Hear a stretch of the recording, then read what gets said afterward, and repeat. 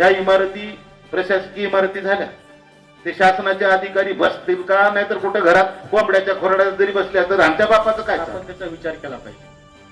आज आपण पाहतो खेड्यामध्ये आपल्या शेतकऱ्यांच्या पिकाला किंवा मालाला भाव नाही. सोयाबीनचा काय दर आहे आज आपण पाहतोय. 9,000 10,000चं सोयाबीन आज आपलं 4,500 दरम्यान विक्री घेतलं जातं.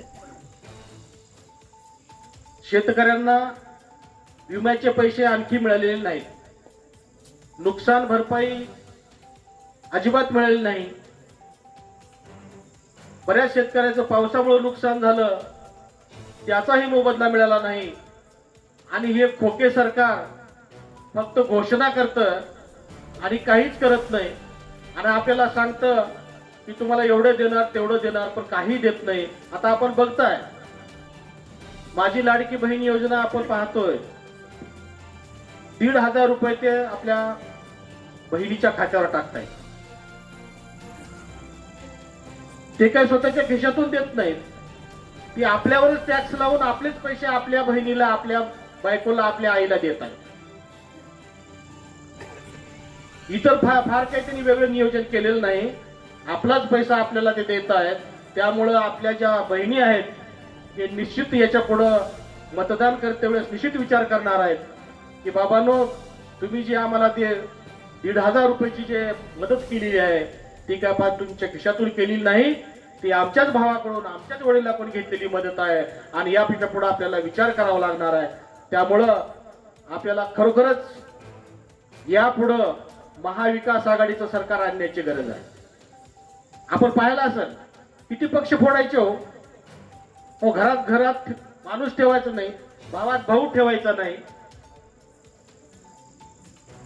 दिसल त्याला पैशाची लालूच, कुणाला कशाची लालूच दाखवायची आणि पक्ष फोडायचा आणि राज्य करायचं. फोडा तोडा आणि राज्य करा, हे इंग्रजाची नीती आहे.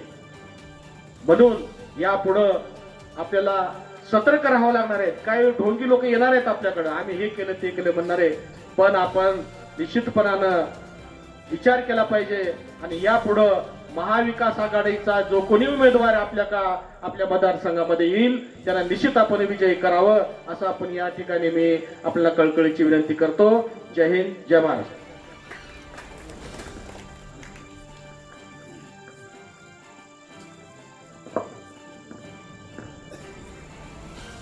आज महाविकास आघाडीसाठी आम्ही आज जमलेले सगळे लोक, भालेराव साहेब, मुळे साहेब, शिवाजी मुळे साहेब, ॲडव्होकेट कडखे सर आणि उपस्थित सगळे आमचे बंधू बहिणी. मराठी जास्त मला बोलता येत नाही, तरी मी प्रयत्न करलेले. मराठीमध्ये जास्त बोलता येत नाही. मला एकच बोलायचं आहे, असली सरकार आपल्याला पाहिजे का, जे सरकारमध्ये आपल्या महिलांना काही जागा नाही, जे सरकारला आपल्या सरकारमध्ये महिलांना काही जागा नाही, जाहीर करतात लोक, त्यांचा आदराने सत्कार करून ते महिलांना आणतात. असलं सरकार आम्हाला नको आहे. पहिला ना आम्हाला महिलांना सुरक्षता द्यायला पाहिजे. आणि दुसरी गोष्ट, मी बनसोडे साहेबांचा वकील साहेबांनी खूप काही सांगितले.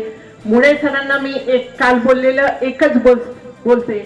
आपली जे जिल्हा परिषद शाळा आहे उदगीरची, 1908 मध्ये झालेली शाळा आहे, जी शाळा आपले उदगीरचे कितीतरी स्वातंत्र्य सैनानी त्याच्यामध्ये शिकलेले आहेत. ते शाळेमध्ये ते शाळा गळते, काहीतरी जात आहे. आणि नवीन 2 रूम बांधकाम भालेराव साहेबांनी त्या काळामध्ये केले होते.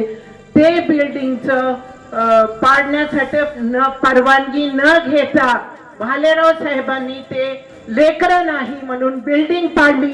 आणि ते बिल्डिंग ते खेडाच ह्याच्यासाठी बनसोडे साहेबांनी पाडली. मी हे बोलले होतं, तुम्ही केलं काम पण बनसोडे साहेबांनी पाडली. भालेराव साहेबांनी काम करून दिले त्यांच्या काळामध्ये, पण संजय बनसोडे साहेबांनी ती बिल्डिंग पाडली. ते बिल्डिंग ह्याच्यासाठी पाडली की लेकरं नाही, खेड्याचा आम्हाला ग्राउंड करायचं आहे. मला एकच म्हणायचं आहे, आम्हाला संविधानामध्ये लेकरं शिकवायची अधिकार आहे. एक लेकरू जरी असलं तर कोणीही बिल्डिंग पाडू नये. सरकारी शाळा पाडायचं ह्यांचं कर्तव्य आहे. ते बिल्डिंग ट्रान्सफर करण्यासाठी त्यांनी खेरडा ठिकाणी पाठवलं होतं. त्याच्यासाठी मी परवा उपोषण दिले, धमकी दिले, डेटर दिले. ते बिल्डिंग जायची थांबलेली आहे. मला एकच म्हणायचंय, सरकारी शिक्षण नको, अशी गव्हर्नमेंट नको, त्याच्यामध्ये मोठे लोक जे पुण्यामध्ये परवा झालेलं आहे ते दारू पिऊन 2 गरीब लोकांना मारून टाकतात आणि त्याचा जजमेंट हे येते की हे निर्दोष होते. असली सरकार आपल्याला पाहिजे का? तुमच्याकडून मला एकच अपेक्षा आहे की असलं सरकार आपल्याला हवे का नाही हे सांगा.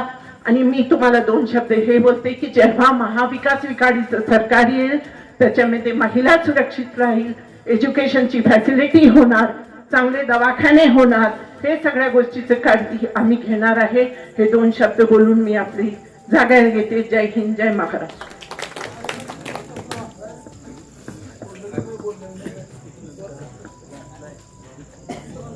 आज या ठिकाणी महाविकास आघाडीच्या वतीनं व्यासपीठावर उपस्थित सर्व सन्माननीय नेते, गावातील सर्व प्रतिष्ठित बंधू आणि भगिनींनो, गावातील सर्वांचीच मला नावं माहित आहेत. वेळ कमी असल्यामुळं मी आपल्या समोर 5 मिनिट फक्त बोलणार आहे. आम्ही या ठिकाणी आपल्याला विनंती करण्यासाठी आलो आहोत की महाविकास आघाडीच्या काळामध्ये आणि महायुतीच्या काळामध्ये सर्वसामान्याच्या हितासाठी कोणते कोणते निर्णय झाले आणि आपण काय भोगत आहोत. खऱ्या अर्थानं या देशाचे कृषी मंत्री पवारसाहेब असताना आपण पाहिलंय सोयाबीनला भाव काय होता, शेतीमालाला भाव काय होता, आणि त्यांच्या काळामध्ये 70,000 कोटी रुपयाचं कर्ज माफ झालं. परंतु कधीही आम्हाला आधार कार्ड लिंक करा, मोबाईलला जोडा किंवा बारीत थांबा असा प्रसंग आपल्या वाट्याला कधीही आला नाही. हे सरकार आल्यापासून आपल्या दिशाभूल करत आहे. बँकेच्या खात्याला आधार लिंक करा, मोबाईल लिंक करा, अनेक पीक म्हणजे तुमच्या पीक पेऱ्याचे ऑनलाईन फोटो काढा, शेतामध्ये जावा, म्हणजे आपली पिळवणूक करण्यासाठी आपल्याला कुठलाही फायदा मिळू नये याच्यामध्ये हे सरकार आपल्याला गुंतवून ठेवत आहे. आत्ताच पद्माकर उगले साहेबांनी आपल्याला सविस्तर असे मार्गदर्शन केलेलं आहे. मॅडम, तुम्ही म्हणलेला एक मुद्दा वास्तवात आहे की बनसोडे साहेब राज्यमंत्री असताना दिल्लीला गेले आणि त्याने सांगितलं की मी केजरीवालने सरकारी शाळाची जशा पद्धतीने सुधारणा केलेली आहे त्याच धर्तीवरती माझ्या मतदारसंघामध्ये सरकारी शाळा मी निर्माण करणार आहे. परंतु आम्हाला एका गोष्टीचं नवल वाटतंय की तुम्ही येऊन भाषण केलात, सर्वांना सांगितलात की सरकारी शाळेचा मला विकास करायचा आहे, आणि थोड्याच दिवसात आपण महाविकास आघाडीच्या सरकारमधून बाहेर पडलात, महायुतीच्या सरकारमध्ये गेलात. त्याच्यावर मला एक म्हण आठवते, ढवळ्याजवळ पवळ्या बांधला, वान नाही आला पण गुण आले. त्याच धर्तीवर या ठिकाणी भाजपचं जे धोरण आहे की सर्वसामान्याचे लेकरं शिकले नाही पाहिजेत, शिक्षणाचं खाजगीकरण झालं पाहिजे, आणि जर सर्वसामान्याचे लेकरं शिकले, मोठ्या पदावरती गेले तर आमचं काही चालणार नाही. त्याच पद्धतीनं हा माणूस त्या पक्षात गेला आणि आल्याबरोबर अगोदर जिल्हा परिषदेची शाळा पाहिली आणि त्या गौतमी पाटीलला आणून त्या जिल्हा परिषदच्या ग्राउंडवर नाचवलं सुद्धा. मला एका गोष्टीचं दुःख वाटतंय की शिक्षणाशिवाय या देशामध्ये पर्याय नाही. तुम्ही त्या ठिकाणी जिल्हा परिषदेच्या शाळा पाडता आणि गौतमी पाटले सारखं नाचवता, तर आपला विकास होणार आहे का अधोगती होणार आहे? ज्या ठिकाणी ज्या दिवशी या देशातल्या सरकारी शाळा संपुष्टात येतील त्या दिवशी आपल्या देशामध्ये एकाही गरीब माणसाला शिक्षणाचा अधिकार राहणार नाही. फुले शाहू आंबेडकरांच्या विचारावरती चालणारा महाराष्ट्र आहे. त्या देशामध्ये महात्मा फुले साहेबांनी अगोदर स्त्रीला शिक्षणासाठी दारं उघडे करून दिली. अस्पृश्यांना शिक्षण मिळावं म्हणून स्वतःवरती वार झेलले. त्याच धर्तीवरती शाहू महाराजांनी, डॉक्टर बाबासाहेब आंबेडकरांनी, छत्रपती शिवाजी महाराजांचा वारसा यांनी पुढे चालवला. आपण जर पाहिला असाल तर मनुस्मृतीला धिक्कारून छत्रपती शिवाजी राजांच्याच काळामध्ये किल्लेदार हे सुद्धा अस्पृश्य समाजाचे छत्रपती शिवाजी राजाने नेमले होते. म्हणजेच योग्यता पाहून काम देण्याची जी प्रवृत्ती होती तीच प्रवृत्ती पुढे या महापुरुषांनी जोपासलेली आपल्याला दिसून येते. परंतु आज पुन्हा मनुस्मृती डोकं वर काढत आहे. कारण आपण बघितलं महाराष्ट्रातल्या ज्या ज्या शाळेची पटसंख्या 20 आहे त्याच्यापेक्षा कमी आहे त्या सगळ्या जिल्हा परिषदच्या शाळा बंद केल्या जात आहेत. एकीकडे आपण म्हणतो काँग्रेसच्या काळात काहीच झालं नाही. जर काँग्रेसच्या काळामध्ये तंड्यापर्यंत वाडीपर्यंत 1, 5 घरं 25 घरं जरी असली त्या ठिकाणी तर त्या ठिकाणी शाळा निर्माण करण्याचं काम काँग्रेसच्या काळात झालं होतं. आणि म्हणूनच सर्वसामान्याची मुलं त्या काळामध्ये शिकली. तुमच्या गावामध्ये जे जे काही मोठ्या पदावर असतील, जे जी माणसं नोकरीवरती लागले असतील त्याचा खरा इतिहास त्या काळामध्ये शिक्षण उपलब्ध करून दिलं म्हणून ती माणसं कामावरती लागली. आणि आपण बघता की त्यांची प्रगती झालेली आपल्याला दिसून येईल. परंतु या सरकारच्या काळामध्ये तरुणाच्या हाताला काम नाही. या सरकारच्या काळामध्ये कुठल्याही शासकीय नोकरीची भरती केली जात नाही. कंत्राटी पद्धतीनं नोकर भरती केली जाते. अनेक शाळांमध्ये जिल्हा परिषदेचे शिक्षक नाहीत. अनेक ठिकाणी पुरेसा कर्मचारी वर्ग नाही. आणि एकीकडे सांगितलं जातं की या मतदारसंघाचा आम्ही विकास केलो. जर समजा पोलीस स्टेशनची बिल्डिंग बांधली, पंचायत समितीची बिल्डिंग बांधली, तहसीलची बिल्डिंग जर बांधली, सगळ्या बिल्डिंगा या भालेराव साहेबांच्या काळात मंजूर झाल्यात. महाविकास आघाडीच्या काळात पवार साहेब म्हणजे सरकार महाविकास तेव्हा मंजूर झाल्यात. आता त्याचं काम पूर्ण झालंय. तुम्हाला एक माहितीच तो सांगतो.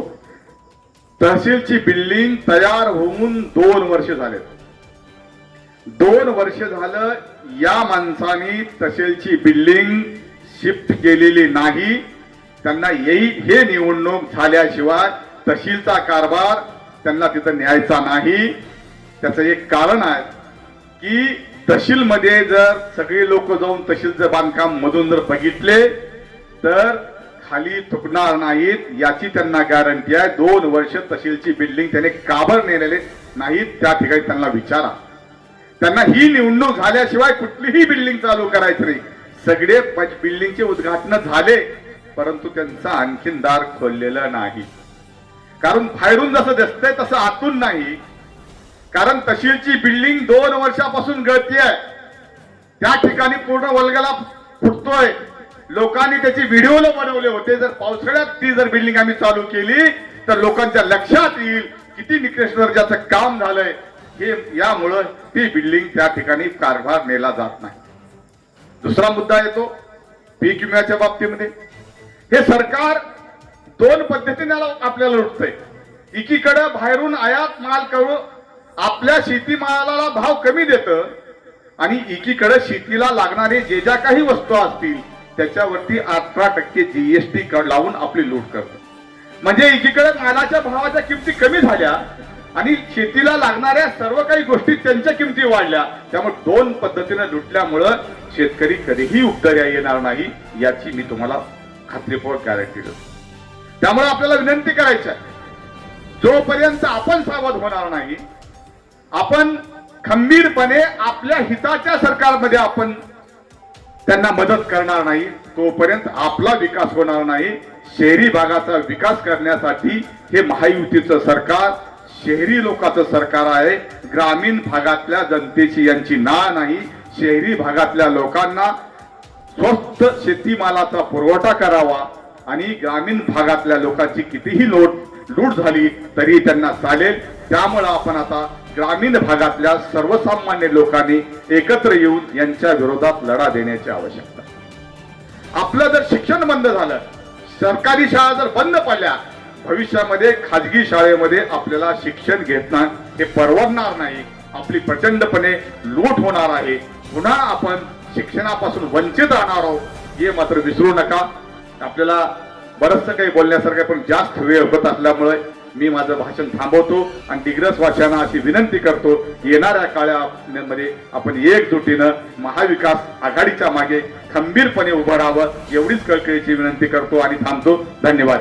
यानंतर कृषी उत्पन्न बाजार समितीचे सभापती पुढे अण्णा आपल्याला सविस्तर असं मार्गदर्शन करते. धन्यवाद.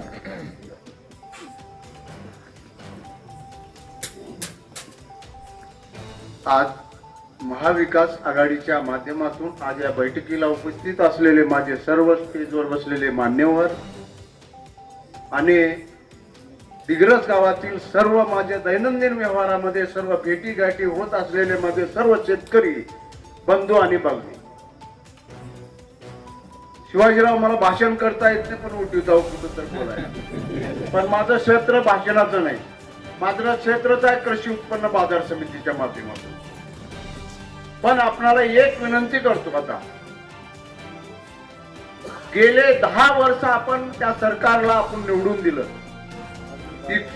इकडं तिकडं सुद्धा बघतील नाही ज्यावेळेस निवडून देते वेळेस काहीतरी चांगलं काम करतील म्हणून. डॉक्टर ताई, आमच्या शेतकऱ्याची जे व्यथा आहे त्या 10 वर्षाच्या अगोदर असं वाटलं होतं की आम्हाला जे 62 रुपये भाव शेतकऱ्याला जे सोयाबीनच्या माध्यमातून दिला होता त्याच्यापेक्षा बी कुठे तर 500, 200, 700 रुपये वाढत जाईल. पण हे सरकार आल्यापासून जे 70 रुपयाचा भाव 65 झाला, 65चा 60 झाला, 60चा 55 झाला.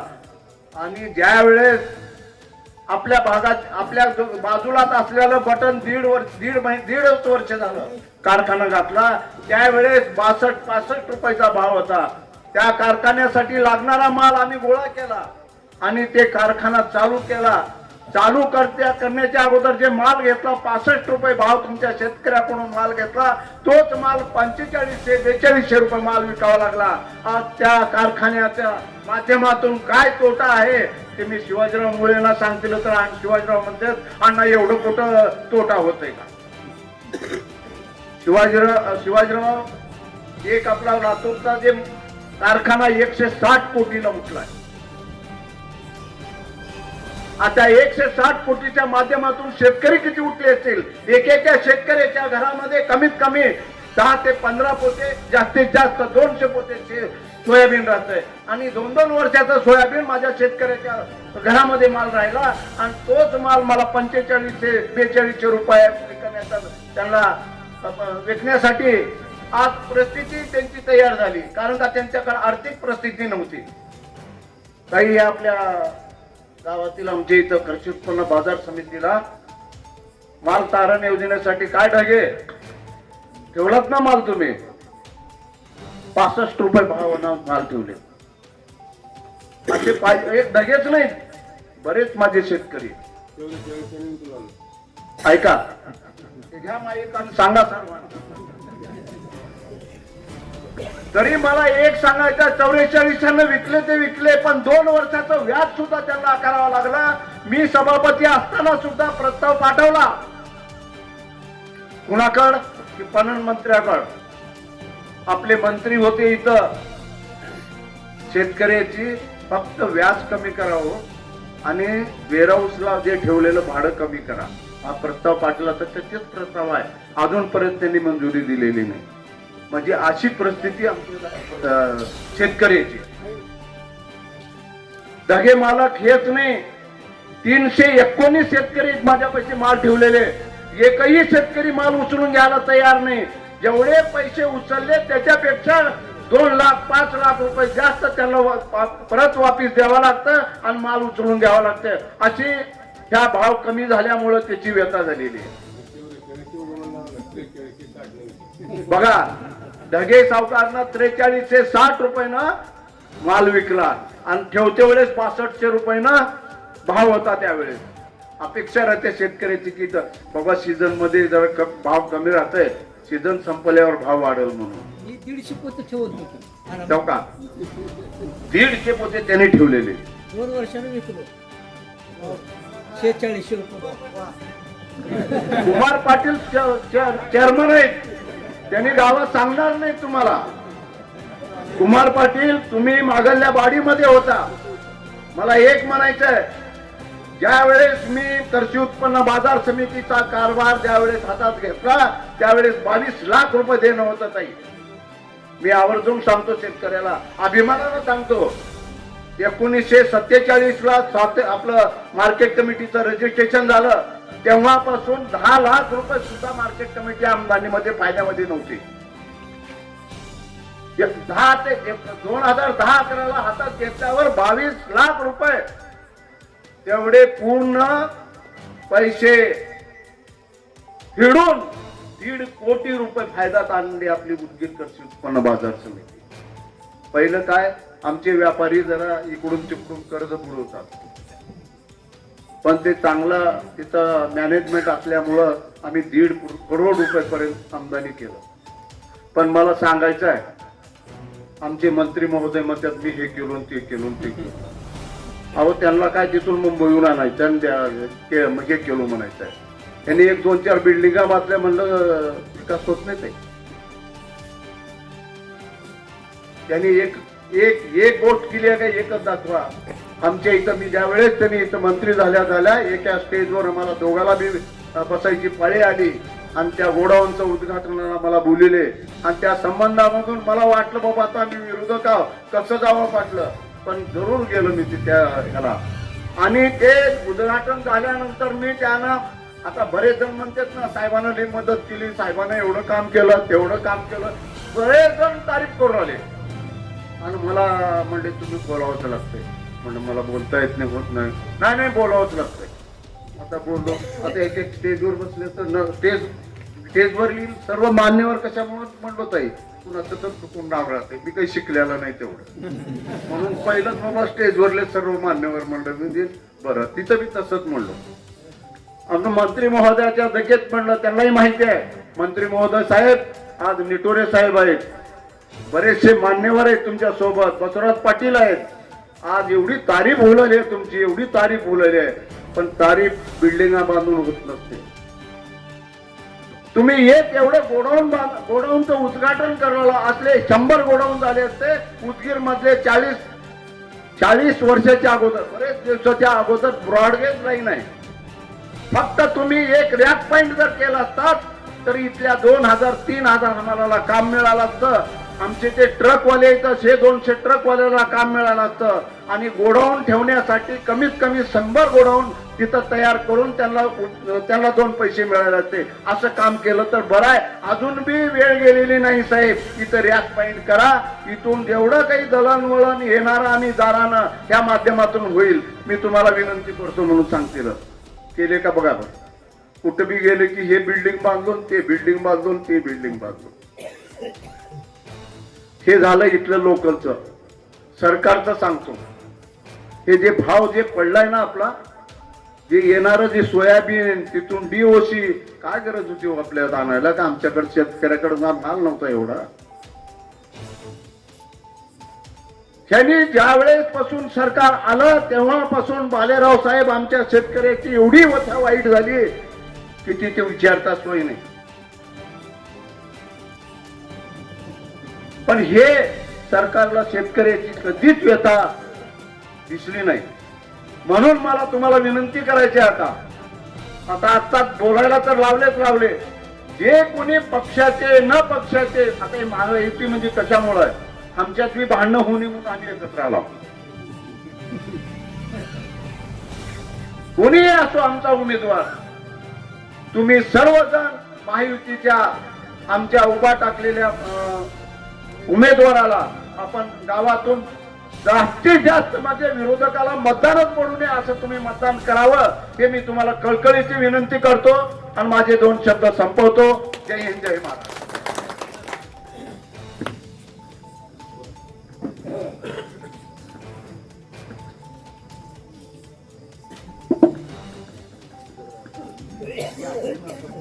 नवरात्र उत्सवाच्या आज महोत्सवामध्ये आपल्या आज महाविकास आघाडीचा जनसंवाद यात्रेचा कार्यक्रम नवरात्र उत्सवाच्या निमित्तानं मी पहिल्यांदा आपल्या सर्व दिग्रस ग्रामस्थांना मनापासून हार्दिक शुभेच्छा देतो. आता ज्याचं आपण अत्यंत पोटतिडकीने शेतकऱ्याच्या अत्यंत महत्वाचा ज्वलंत प्रश्नासाठी ज्यांनी आपल्या समोर चिंतन केलं, भाषण नाही परंतु चिंतन केलं, हे चिंतन म्हणजे शेतकऱ्यांच्या मूलभूत गरजेचा हा प्रश्न. असे आमचे शिवाजी अण्णा हुडे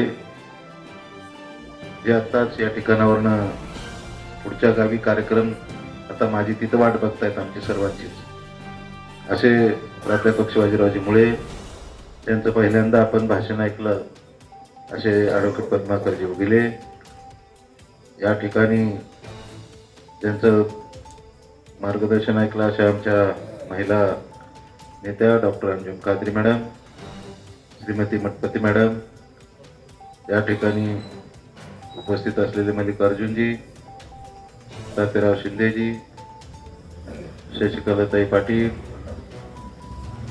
रमाताई वाघमारे, वर्षाताई धावारे, व्यासपीठावरील गावातील आमचे सरपंच ज्ञानोबा ढगे, माजी संचालक बालाजी पडोळे, चेअरमन, वेळोवेळी आम्हाला दोघंही मार्गदर्शन असणारे आमचे कुमार पाटील, सच्चिदानंदजी पुटेवाड सर, उद्योजक, खऱ्या अर्थानं मला रामचंद्र ढगेंचं मनापासून कौतुक करावं असं वाटलं. मला पहिल्यांदा कोणी सांगितलं नव्हतं, तर त्या दिवशी आमचे पद्माकर आपलं प्रमोद पाटील आणि तुम्ही रस्त्यावर एक वेळेस उभा केला आणि त्या ठिकाणी मला पहिल्यांदा या ठिकाणी आपल्या गावात एवढ्या ट्रॅव्हल्स आहेत असं कळालं, मनापासून आनंद वाटला.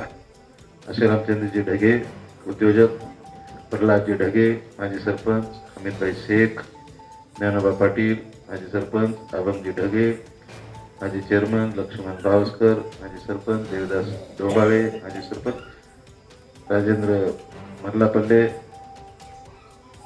पूजा भुम्मी, साहेबराव माने, धनाजी गायकवाड, शाकीर शेख, फिरोज शेख, प्रशांत डोंबाळे, सौदागर माने, मित्र प्रमाद पाटील तर आहेतच. या ठिकाणी सर्व दिग्रस मधील ग्रामस्थ बंधू आणि भगिनी, आता आपण सर्वांनीच वेगवेगळ्या पद्धतीची विचारधारा आहे. मला तुम्हाला काही प्रश्न बोलत असताना, विचारत असताना मला स्वतःला सुद्धा काही प्रश्न पडतात की मी गेली 10 वर्ष, गेल्या 10 वर्षामध्ये ही पंचवार्षिक योजना सोडली तर गेल्या 10 वर्षामध्ये आपण मला आशीर्वाद दिला आणि मला आमदार म्हणून काम करण्याची संधी मिळाली. आणि या पंचवार्षिक योजनेमध्ये मला वाटत होतं की माझ्यानंतर काही अनेक असे आमूलाग्र बदल होते, कारण मी 10 वर्ष होतो अण्णा होतो, योगायोगाने मी मंत्री होऊ शकतो. तर हा मंत्री झाला, मंत्री झाल्यानंतर कितीतरी उल्हास येईल. सत्ता ही यशाची गुरुकिल्ली आहे आणि सत्तेची चावी ह्या भादराला मिळाली. आता ह्या चावीचा उपयोग काय काय करेल असं मला वाटत. तुमच्या शेजारलाच बाजूने रस्ता जाणारा हा नॅशनल हायवे 63, या नॅशनल हायवेला मला वाटते स्वामीजी आपण माहिती घ्या, 567 कोटी रुपये त्या रस्त्याला मंजुरी आणि 567 कोटी रुपयाचा हा रस्ता कधीच नॅशनल हायवे होऊ शकत नव्हते असे. तर तुम्हाला तुम्ही बिनशर्त आशीर्वाद दिला, मला हा नॅशनल हायवे मध्ये रोड तब्दील करता आला आणि हा नॅशनल हायवे झाला. एक कॉन्ट्रॅक्टर, तो मला वाटतं कर्नाटक राज्यातला कॉन्ट्रॅक्टर आहे, हा, तर तो कॉन्ट्रॅक्टर आता मेला. त्याला एकुलती एक मुलगी आहे, तो घर जावाई म्हणाय बिचारा. तुम्हाला खोटं वाटेल, रात्रीची वेळ आहे, मरती वेळ आहे. 567 कोटीचा रस्ता मंजूर झाला, परंतु त्याचा 5 पैशाचा सोडून 1 पैशाचा चहा सुद्धा नाही दिला. अत्यंत प्रामाणिकपणानं आपल्याला खड्ड्यात रस्त्यात खड्डा होता, त्यासाठी हा रस्ता मंजूर करतो. परंतु आपल्या जवळच नळेगावच्या अलीकडे उड्डाण पूल, म्हणजे ते पूल राहिला, त्या पुलासाठी तो कॉन्ट्रॅक्टर मेल्यानंतर कमिशन साठी तो पूल अडकावून ठेवला. मला जोपर्यंत कमिशन देणार नाही तोपर्यंत हे पूल होऊ देणार नाही म्हणून एवढे दिवस तिथं कितीतरी अपघात व्हायला लागलेले आहेत. एवढा मोठा भ्रष्टाचाराचा सुरू आहे. जिथं बघावं त्या ठिकाणी भ्रष्टाचार. 10 कोटीची मंजुरी असली की त्याला वाढीव निधी म्हणायचा आणि त्या ठिकाणी पुन्हा परत 10 कोटी आले. अर्धे तुम्ही ना अर्धे आम्ही. अशा पद्धतीचं राजकारण म्हणजे एक प्रकारचा व्यापार झालेला आहे. आणि हे व्यापारी दृष्टिकोनातूनचा विचार या ठिकाणी तुम्ही आम्ही आज सहन करतो. आज एवढी भाषणं करतायत, मला तर खरं तर थोडीशी खंतही वाटते. भारतीय जनता पार्टीमध्ये मी 2 वेळा आमदार म्हणून काम केलं. तुम्ही मला आशीर्वाद दिला. मराठवाड्यातल्या 8 जिल्ह्यामध्ये आम्ही फक्त 2009 मध्ये 2 आमदार होतो. भारतीय जनता पार्टी काही फार मोठ्या वर्षाची पार्टी नाही, 80-82चा पक्ष. परंतु तुमच्यासारख्या मतदार बंधू भगिनीने जनतेने मला आशीर्वाद दिला आणि ती भारतीय जनता पार्टी मोठी आहे. एकदा नव्हे मला 2दा आशीर्वाद दिला. परंतु ह्या भाजपनी निष्ठावानाला बाजूला काढलं आणि उष्ट्याला सोबत घेतलं. आणि आता ही भाजप निष्ठावानाची राहिली नाही, उष्ट्याची झाली नाही. आणि अशा पद्धतीनं मला आज तुमच्या समोर बोलायची वेळ आहे. परंतु प्रामाणिकपणे सांगतो, त्यांचं लबाड बोलणं की त्याची हद्द संपली. देशाचे प्रधानमंत्री सबका साथ, सबका विकास, सबका प्रयास असं आम्ही बोलत राहिलो. आणि आजची परिस्थिती काय, त्यावेळेस आम्हाला वाटत होतं की आदरणीय शरदचंद्र पवार साहेबांना कधी कधी आम्हाला विरोधात म्हणून आम्ही बऱ्याच काँग्रेस प्रणित व्यवस्थेला आम्ही विरोध करायचो.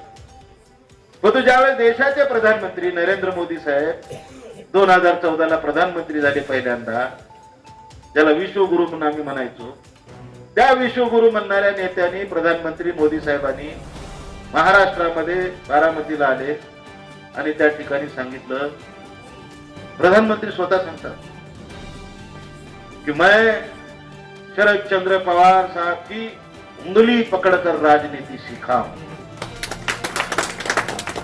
आता मला सांगा, प्रश्न असा पडतो की जर शरदचंद्र पवार साहेबांचं वोट धरून जर मोदी साहेबांनी राजकारण शिकलं असेल तर विचार करा, बाप कोण आणि पोरगा कोण. जन्माला पोरांना जर घातलं तर लेकराला चालायला शिकवण्याचं काम आई वडील हाताला धरून करतात. अशा पद्धतीचं बलाढ्य नेतृत्व त्या ठिकाणी जर या देशात आणि या राज्यात जर काम करत असेल तर मलाही वाटलं मग चला आपण त्या ठिकाणी काम करू. आज या ठिकाणी मला तुम्हाला समोर बोलताना आणि पाहताना फार वेगळ्या पद्धतीचा भास होतो. आज या उदगीरमध्ये इमानदारीने सांगा, तुम्हाला काही मोठी गोष्ट नाही, तुम्हाला सांगायची मी काही आवश्यकता नाही. मी आमदार होण्याच्या अगोदर एक तरी उड्डाणपूल होता.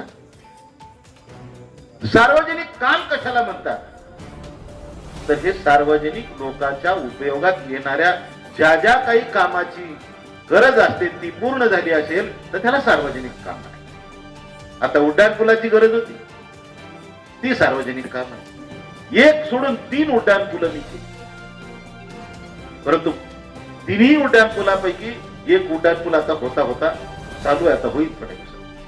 त्याला सुद्धा हा भादर 2 उड्डाणपुला तर झाली, बिदर रोड आणि नळेगाव उड्डाणपूल म्हणून आपण याला ज्याला म्हणतो ते आपल्या रोडचा 3रा उड्डाणपूल मी भूमिपूजन केलं शेवटच्या टप्प्यात. पुन्हा हा 2.5 वर्ष भादर मंत्री होता, राज्यमंत्री. 1 रुपया तर निधी आणलाय का प्रमोद पाटील जाऊन माहिती विचार. माझा मित्र त्या ठिकाणी रवींद्र चव्हाण म्हणून मंत्री झाला, त्यावेळेस मी भाजपमध्येच होतो. त्यावेळेस मी 35 कोटीचा GR काढला. आज तो रस्ता पूर्णत्वास, म्हणजे तो उड्डाणपूल पूर्णत्वास, वळण रस्त्यावर. एवढंच नाही, आज आपला तालुका हा उदगीर जिल्हा होणार क्षेत्र आहे, ठिकाण आहे. त्या ठिकाणी कितीतरी पिण्याचा भीषण प्रश्न होता, पाण्याचा. एका बनशिडकी तलावावर पाणी पुरवठा होऊ शकत नव्हता.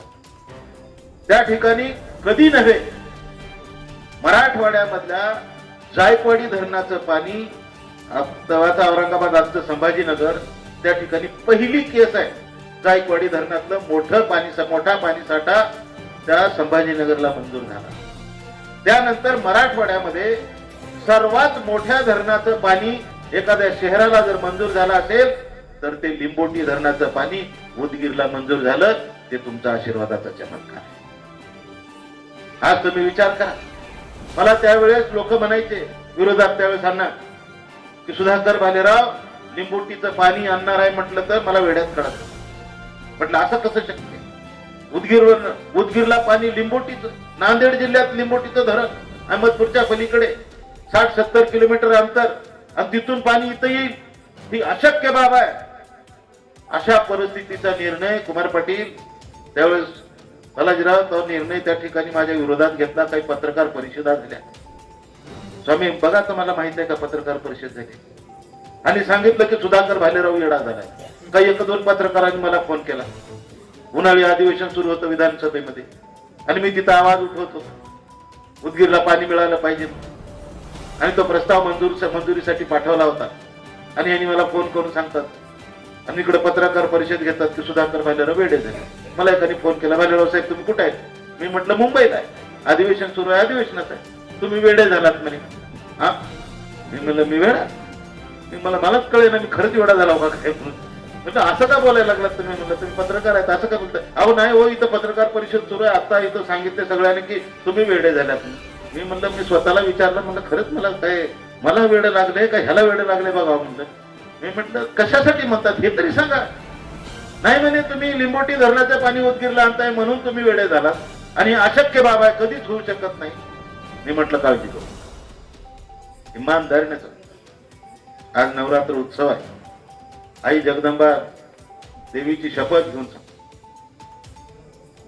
बाजूला मारुतरायाची शपथ घेऊन सांग, तुमच्या आशीर्वादाचा जर चमत्कार नसता लिंबोटी धरणाचं पाणी बघायला सुद्धा कोणी पाजू शकलं नसतं. हा तुमचा आशीर्वाद आहे. परंतु तो बिनशर्त केला. एवढी मोठमोठी कामं, 23 कोटीचा उड्डाण पूल, 15 कोटीचा एक उड्डाण पूल, 35 कोटीचा एक उड्डाण पूल, लिंबोटीचं पाणी 147 कोटीचं. एवढंच नाही, आज तुम्ही जे ही लाईट आहे ना, हे असले बल्ब तुम्हाला मी आमदार होण्याच्या अगोदर कधीच चालत नव्हते. तुमच्या घरात जरी बल्ब लावला तर डोळे मारल्यासारखं मिच मिच मिच मिच करत होते ते बल्ब, शॉर्ट होत होते बल्ब. तुमच्या घरात जर लाईटचं जर कुठलं उपकरण असेल तर ती जळत होती.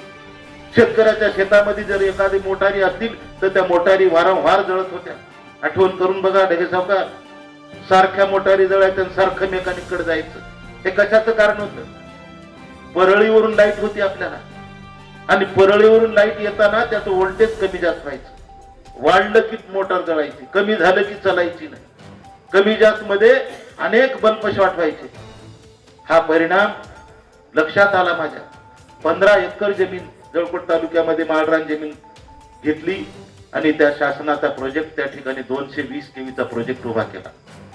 आज तुम्हाला कल्पना नसेल, तुम्हाला टेक्निकल नॉलेज नाही, मीही तुम्हाला सांगायसाठी कमी पडलो.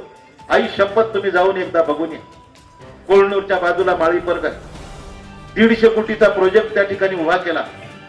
आज ही जी लाईट आहे, ही लाईट आपल्या उदगीर मतदारसंघातल्या जळकोट तालुक्यात तयार होते आणि ती किती 175 मेगावॉट विद्युत जनरेट त्या ठिकाणी आपल्या उदगीरमध्ये जळकोटमध्ये तयार होते.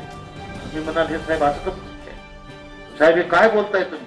तुमच्यासाठी हा पहिला प्रश्न असेल, त्याचं उत्तर सुद्धा तुम्हाला लक्षात येणार नाही. फक्त तुम्ही जाऊन बघा, तिथे इंजिनियर जाऊन विचारा. सुधाकर भालेरावनी हा प्रोजेक्ट उभा केल्यानंतर कुणाकुणाला फायदा झाला? उदगीरला फायदा झाला, जळकोटला फायदा झाला, रेणापूरला फायदा झाला, निलंग्याला फायदा झाला, चाकूरला झाला, अहमदपूरला झाला, लातूरला झाला. हे तर झालाच जिल्ह्याला, परंतु नांदेड जिल्हा सुद्धा आपल्या जळकोट तालुक्यातून त्या ठिकाणी विद्युत सप्लाय चालू झाला. हे कशाचा चमत्कार आहे? हे तुमच्या आशीर्वादाचा चमत्कार आहे. नाहीतर उभ्या आयुष्यामध्ये कधी आपल्याला अशा 4-4 हायड्रोजन एका ठिकाणी कधी चालावं अशी वाईट परिस्थिती त्या ठिकाणी होती. बिनशर्त त्या ठिकाणी काम.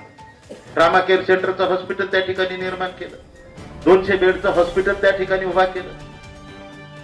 वेटरनरी कॉलेजमध्ये शेतकऱ्यासाठी पशुधन म्हणून त्या ठिकाणी मत्स्य कॉलेज असेल, डेअरीचं कॉलेज असेल, त्या ठिकाणी वेटरनरी कॉलेज असेल, त्या ठिकाणचा मोठ्या पद्धतीने त्या ठिकाणी व्यवसाय सुरू करण्यासाठी प्रशिक्षणासाठी निधी उपलब्ध करून दिला. काय नाही केलं मला. अजून तुमच्या माहितीसाठी सांगतो, या 3 बिल्डिंगी फक्त समोर तुम्हाला दाखवतोय हा बदमाश. तहसीलची इमारत माझ्याच काळात, बस स्टँड सार्वजनिक काम आहे, हे प्रशासकीय इमारतील पोलीस स्टेशन, गेस्ट हाऊस ह्या भादरानं बनवल्या बघा. आणि गेस्ट हाऊस कशासाठी? त्याला झोपायसाठी. कारण आला शकुंतला निवासून की आला उदगीर, उदगीरून निघाला की शकुंतला निवास. म्हणजे उदगीर ते लातूर, लातूर ते उदगीर, उदगीर ते लातूर, लातूर ते उदगीर.